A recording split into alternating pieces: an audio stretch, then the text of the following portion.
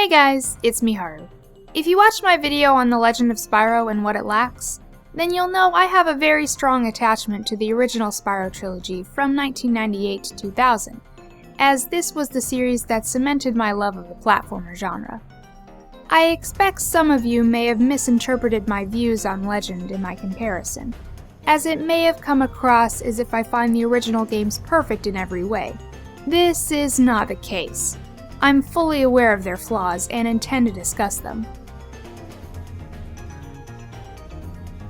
I wanted to start with the game that many, including myself, consider to be their least favorite of the three.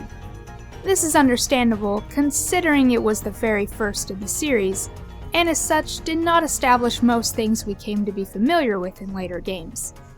But that's not to say it isn't a fantastic little platformer that I've revisited countless times. So what's the story? Well, a dragon trash talks the main villain, Nasty Nork, on live TV, so he of course gets pissed and decides to turn all the dragons into crystal statues, save for Spyro because he's too small, I guess? But anyway, now it's up to Spyro to traverse the homeworlds of the Dragon Realms to free the Elders, collect treasure, and toast Nasty's minions. The concept and gameplay is fairly simple. Rescue 80 dragons, or technically 74 since the 6 in Nasty's world are just recaptured ones, and collect 12,000 gems, with an additional 2,000 becoming available at a bonus stage. Spyro himself has 3 basic abilities you'll be using constantly throughout your adventure: gliding, flame breath, and a charge attack. He can also roll, but unfortunately the game never gives you any scenarios in which to utilize it properly. You start off in the artisan's home, free the first dragon, and are treated to a cutscene. Thank you for releasing me, Spyro. Free 10 dragons in the artisan world. Then find the balloonist. He'll transport you to the next world. What about Nasty Nork? I'm going after him. Those who haven't played this game in a very long time will usually make a comment something like this: "Wow, I forgot how annoying Spyro sounded in this game." Say what you will, but I personally don't think this way. Carlos Alazraqui did an excellent job capturing the go-getter and somewhat naive attitude of an adventurous young dragon. The same can be said for Ratchet in the first Ratchet & Clank game. Yes, the new voice was nicer to listen to, but the original was perfectly fitting for that particular depiction of the character. When you finally get control, the first thing you're bound to notice is that the enemies run away from you.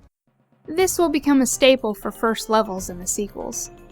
This is also the only one of the trilogy in which enemies exist in the homeworlds. After freeing 10 dragons and talking to the balloonist, you'll be transported to the Peacekeeper's home. And it's here you'll start to notice a theme regarding the homeworlds and the situations they're in. Peacekeepers has turned into a war zone.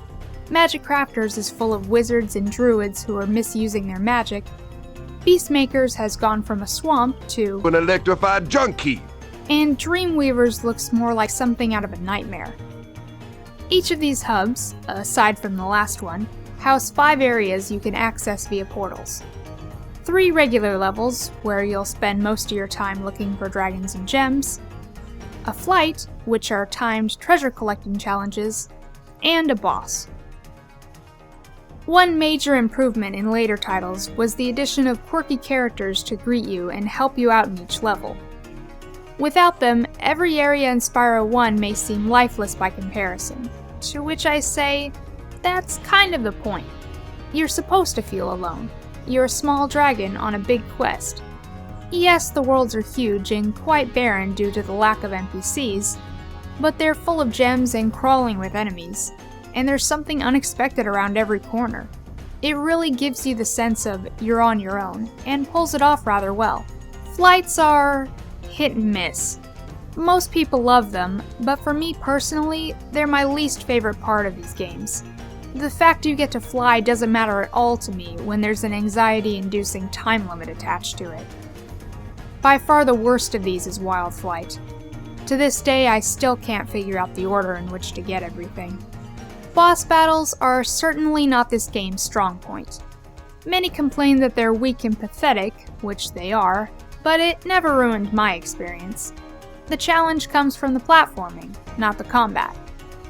it was always more about the boss levels than the bosses themselves. I will agree, however, that the Nasty Nork fight, and I use that term very loosely, could have been handled a lot better. An interesting thing to note is that the beta version of this fight had a lot more going for it, including a Super Flame Fairy, a different layout of the chase area, and even enemies on the retracting platforms. Let's talk about the music, because in all honesty, this is probably the best soundtrack I've ever heard in a video game. For all 3 games, really, but there's something special about the music in Spyro 1 that the other 2 don't quite have. Sounds weird coming from someone whose #1 favorite track comes from Spyro 3, but I'll get to that another time. Spyro 1's music is incredibly atmospheric, with a heavy focus on drums and guitar that is instantly recognizable, ranging from happy and energetic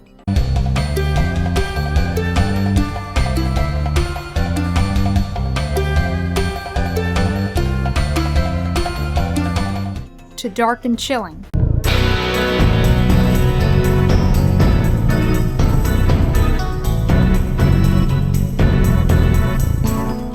I highly recommend you check it out for yourself. So, what do I think of Spyro the Dragon overall? Honestly, it still holds up today. There's really nothing about it that makes it dated in my eyes, except for maybe the controls. And the small flaws like not being able to hover or swim were eventually corrected in later installments. The only thing that still frustrates me a bit to this day is the fact that some of the collectibles, or an entire level in the case of Sunny Flight, are a little too well hidden. So much so that you feel like a genius for discovering everything on your own. I'll admit this is more of a personal gripe, seeing as I've never been a patient person or the most observant, even less so as a child, and I tend to overlook the details of my surroundings.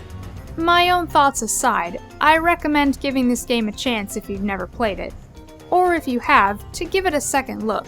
You might just have a different view of things.